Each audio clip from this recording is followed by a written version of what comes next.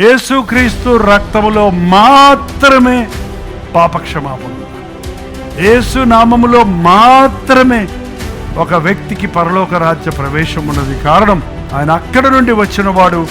అక్కడికి మనల్ని తీసుకెళ్ళటానికి ఆయన రక్తముతో మనల్ని కడిగి, మనల్ని శుద్ధీకరించి, మనల్ని సిద్ధపరిచి ఆయనతో పాటు ఉండడానికి ఈ లోకానికి వచ్చినవాడు.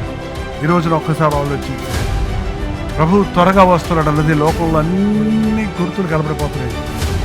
తొందరగా రాబోతున్నాడు ప్రభు.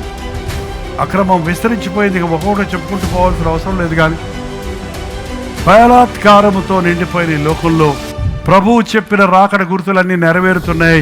ఆయన ఎప్పుడు వస్తాడో మనకు తెలియదు. కానీ నీవు కడగబడని పరిస్థితిలో ఉంటే, నువ్వు సిద్ధపడని వ్యక్తిగా ఉంటే, ఆయన వచ్చినప్పుడు విడవబడితే అయ్యో మీకు శ్రమ.